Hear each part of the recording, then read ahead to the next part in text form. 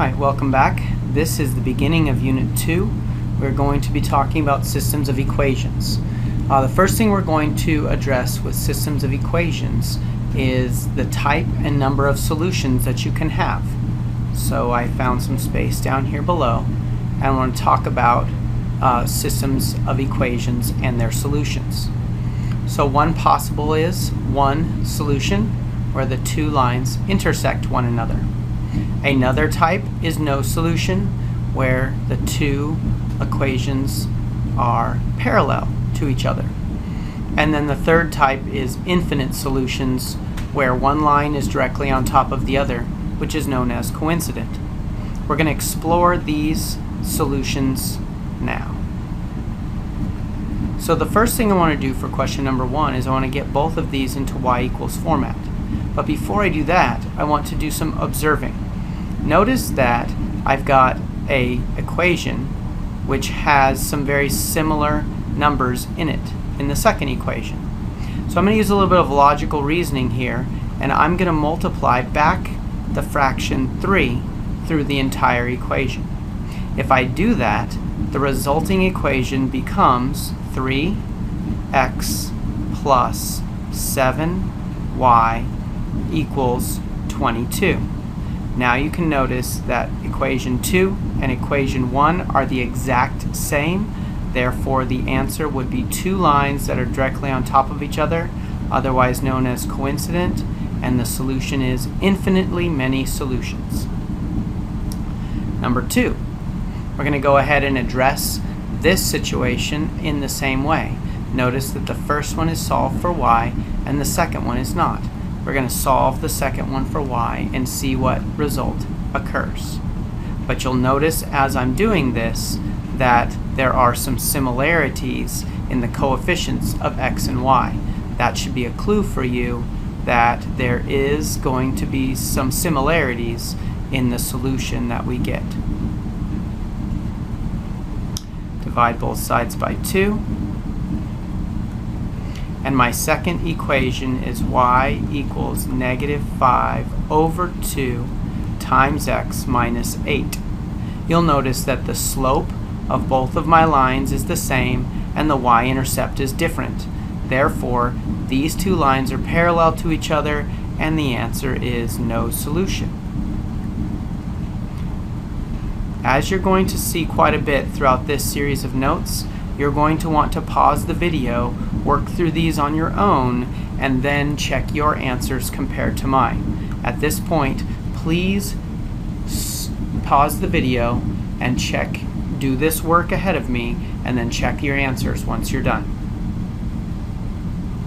Alright, hopefully you took the time to pause and work through the problems and you're just not barreling through. It really doesn't help you if you're doing it that way. Alright? Taking the first equation and solving for y, you should have gotten this. Taking the second equation and solving for y, you would have gotten this. And you'll notice that they are two different equations with different slopes and y-intercepts, therefore they have one solution. As I had mentioned a couple of times before, the first system, when you have infinitely many solutions, is called coincident. Alright, we're going to move on here and we're going to go ahead and take a look at these particular problems by determining if an ordered pair which is given to us is actually a solution. Alright, so now what I'm going to do is I'm going to take and use substitution to substitute the 3 into all the x values, substitute the negative 10 to all the y values, and check for reasonableness. So I get 4 times 3 minus 6 times negative 10 equals 18. Now that should be a true statement. Alright, so that's 60, and 60 plus 12 is 72, so that is a false statement. Once you get a false statement, you can be done. But remember, if one is true, you must check the other one to be true also. So in this case, I'll just go ahead to solve the problem completely and take a look at what's going on. A negative and a negative makes a positive, so that means I get plus 10. 9 plus 10 is 19, not 8. Therefore, the answer to this question is no. The given ordered pair is not a solution. All right, another type of problem that you're going to encounter while you're working through this is how to utilize a table when solving a system. So notice you have a value of x, and then for every value of x you have a y1 and a y2. Well, the y1 corresponds to the first equation and the y2 corresponds to the second equation. If these two equations follow this pattern right here, you will notice in the table at some point the x and the y values are the same. So x, y, y are the same. That means the solution to this problem is this ordered pair right here. 3/2 negative 5/2. If for some reason you had this as a solution set, none of these y values would be the same at all. And of course, if this was your solution set, every single y value in every list would be the same. All right? Question number 6. We're going to take a look at this in graphing form. So there's lots of different ways that we can solve for systems of equations. Tables, graphing, and as you're about to see down here, substitution and what is called linear combination or elimination. So the first thing I'm going to do is I'm going to solve the first equation for y. So I get 2y equals negative 4x plus 6. Hope everybody's okay with me just taking that first step. I just subtracted the 4 to the other side. So I get divide by 2, just gives me a little bit more space with my working area here. And y equals negative 2x plus 3. Now what I'm going to do is I'm going to come over here and I'm going to go ahead and put that on my graph.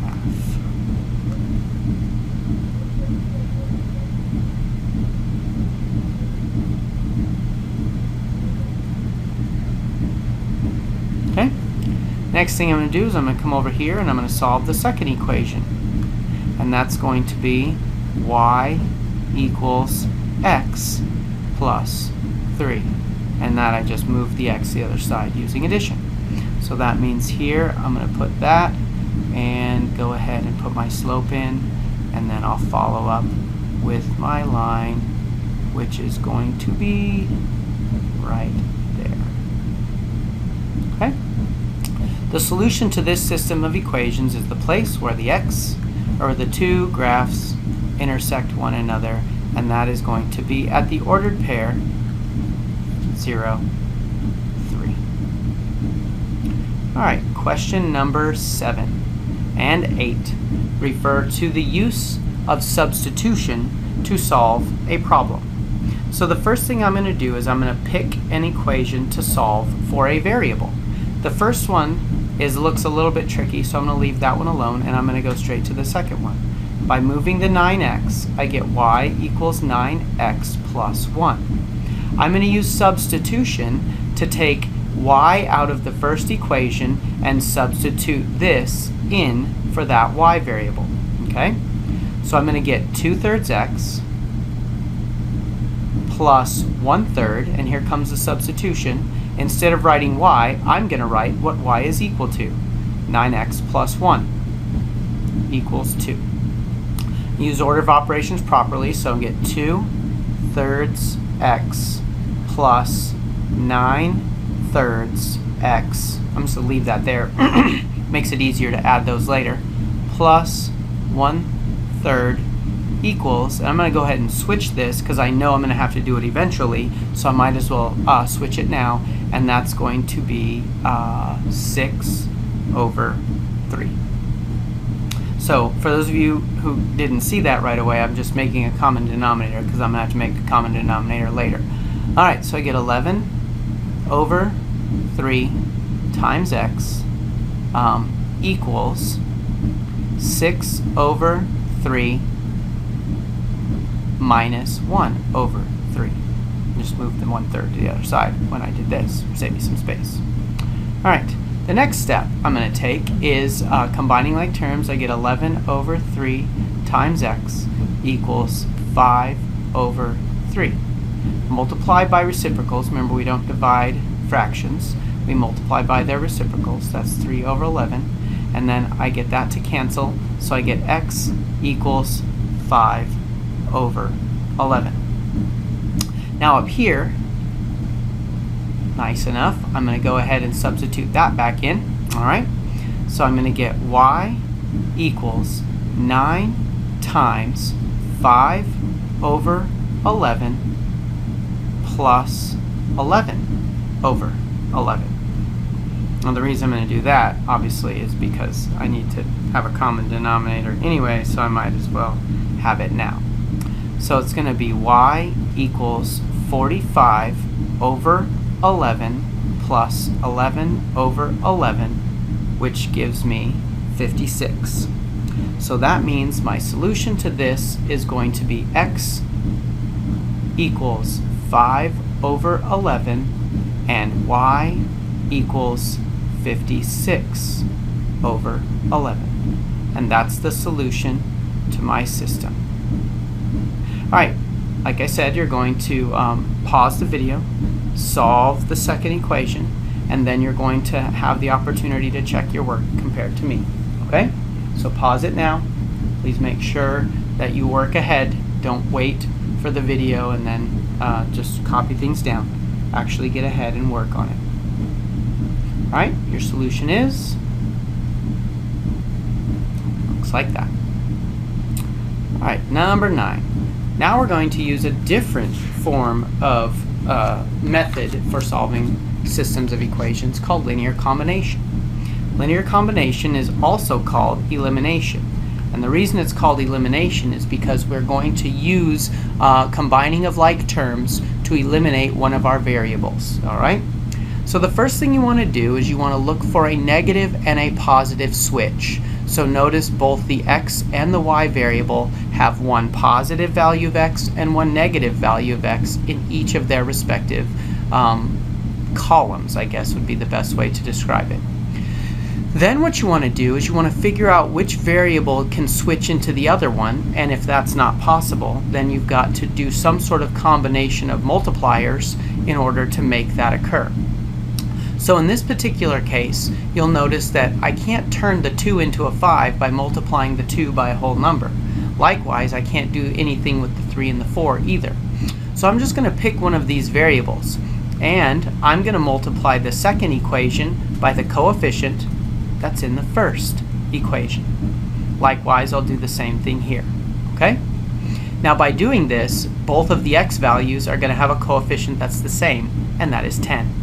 So I'm going to do the first equation first. So I get 10x plus 8y. Please make sure you use distribution properly. It goes to all of the numbers.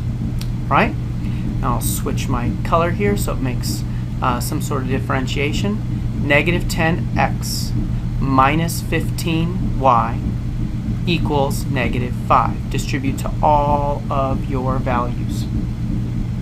Now I'm going to eliminate one of the variables. That's the whole point of linear combination, is to get rid of one of your variables, and then I'm going to combine the other like terms. So I get negative 7y equals 7. By solving this way, I have eliminated one of my variables, giving me the solution to the other variable, and now I can use that answer to find the answer to the equation that I first eliminated. So I'm going to go up here to the original problems, and I'm going to figure out which one I want to use. I'm just going to use 5x plus 4y, but instead of writing y, I'm going to substitute for what y equals. And therefore I'll get my x value. So that's 5x equals, and that's going to be a negative 4. So moving a negative 4 to the other side by using addition gives me 10. Divide by 5, and x equals 2 is my solution. So I'll write this as an ordered pair this time, so you can see that just like before, if you want to write it differently, you can. You can either write it as an ordered pair, or you simply box your answer, x equals this, y equals that. Take a few minutes now, solve number 10, pause the video, don't cheat. Alright, here is your answer. You'll see by multiplying the first equation by 2, you can get the coefficient of x to be the same. And then by doing that, it makes all your numbers the same. So by elimination or combining like terms, you'll get that particular answer. All right, question number 11. So the first thing I want to do here is I want to figure out a way that's going to work best for me. Now, your way might be different than my way, so just think about what works best for you while you're doing this. So in this particular case, it says solve for y. So what I want to do is eliminate the x value. That's going to be the easiest way because it's going to get me the solution the quickest. So the way that I'm going to be able to do that is by multiplying this number by 3 and this number by 2, the coefficient of the other. Okay? So that's going to be 6x, distribute all the way through, plus 12y equals negative 30. This one, change my color so you can see it, is going to be 6x plus 6y equals negative 6. Well, now I have a problem. I haven't gotten my switch that I was looking for. So if I go back and adjust my original problem to say negative 3, now what I can do is I can distribute a negative 3 through the first equation, and that gives me negative 6, negative 12, and positive 30. And that's going to give me that switch that I need in order to solve this problem. So I'm going to cancel. I'm going to get negative 6, y equals 24. And then I'm going to divide both sides by negative 6. And that's going to give me my answer, y equals negative 4. Okay? The next thing I'm going to do is I'm going to take a look at question number 12. Question number 12, I'm going to go ahead and use substitution. If I can solve this one for y very easily, then it's going to make my substitution easy as well. So notice how easy that was. Now it's going to be 2x minus 3y. But I'm going to substitute what y equals. And y equals 4x equals negative 10. I'm going to use my order of operations properly. It gives me 2x minus 12x equals negative 10. So that's going to be negative 10x equals negative 10. Divide by negative 10. And I get x equals positive 1. Now, conveniently, this problem is already done. Substitute 4 times 1, and the answer is y equals 4. And there is my answer. Because it's going to be y minus x, I've got to take it a step further and make sure I understand what the question is asking. So 4 minus 1 equals 3 is the actual answer to this problem, even though this is the solution to the system of equations. Alright, question number 13. What we're going to get into is we're going to get into word problems eventually, so you're going to have to be able to interpret these properly in order to see what you're looking at and actually find your solution. The hardest part of systems is not writing and solving systems, it's actually interpreting a word problem correctly so you know what you're looking at. Okay? So it says that Joe scored 2 3-point goals. Alright? So he had the 3-pointers, so he scored 6 points off of 3-pointers. We know that. That is not in question. It's the thing he can't remember that we actually need to solve. We need to know free throws and we need to know field goals. So let's go ahead and say 1 point is going to be x and 2 points is going to equal y. I'm just assigning variables so it makes more sense to me. Okay? Now we're going to have to use the number 20 and the number 34 in 2 different equations. So I'm going to go ahead and set that up so I know what I'm looking at. Alright, now we know that 20 is the number of times that he scored. And we know that 34 is the number of points that he scored. So we're going to have to make sure that we assign proper value with the numbers in the equation that has the 34 and only count the number of times he scored in the equation that has the number 20. So that means that he scored 2 3-point baskets, don't forget about those ones, plus an X number and a Y number of free throws and field goals. That we don't know. Okay? We also know that he had a total of 6 points in three-pointers. Don't forget about that. That'll throw your numbers off. But we don't know how many one-point baskets he scored, nor do we know how many two-point baskets he scored. Now we have our system that we're going to solve. I'm going to clean it up by moving both the 2 and the 6 before moving on. So I get X plus Y equals 18, and I get X plus 2Y equals, and that's going to be 28. Now, I notice, first of all, that I've got a number here, an X, which is 1. I've got an X, which is 1 here. So I've got the same coefficient. The thing that I need is I need one of them to be negative. So I'm just going to go ahead and do that right now.